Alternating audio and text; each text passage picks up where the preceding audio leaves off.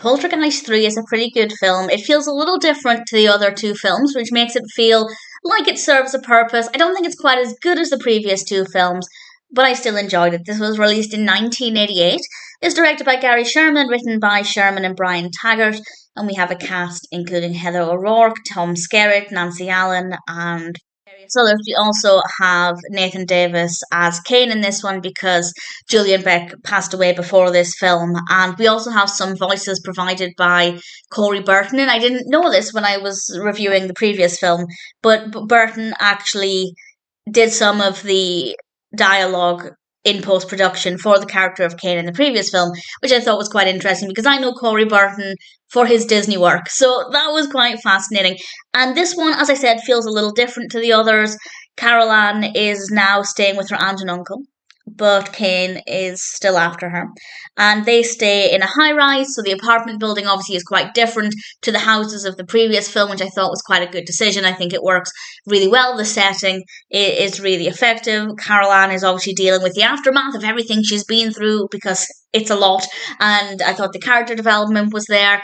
I don't think it's as scary as the previous two films, but I think it's certainly an interesting story, and I guess it's all the more emotional as well because Heather O'Rourke died before this film came out, which is heartbreaking. I'm aware of the whole curse of the Poltergeist films where many, more than is acceptable, individuals died either during filming or before the films came out, and it is quite dark, and I don't buy into it. I don't think there's a curse, but certainly it's quite emotional to think about, and that makes it a little bit of a different viewing experience.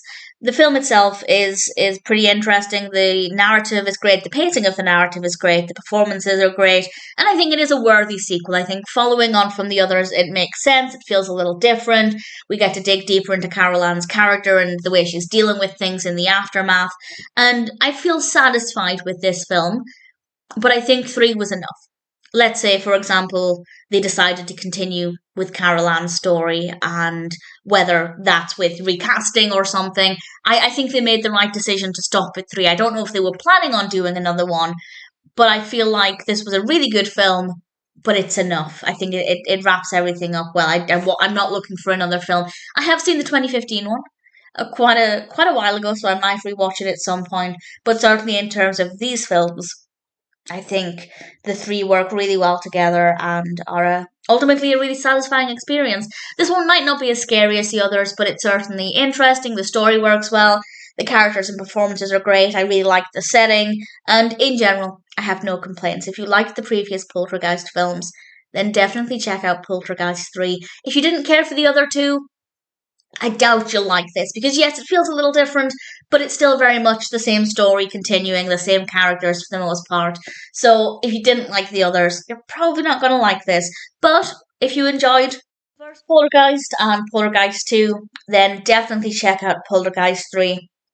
Being aware of this curse of Poltergeist does make it quite an upsetting experience in part, but it's also a very well written film, emotional, a little creepy, not scariest, but visually satisfying, great performances, a worthy third film, and ultimately I enjoyed it and I'm happy to recommend it.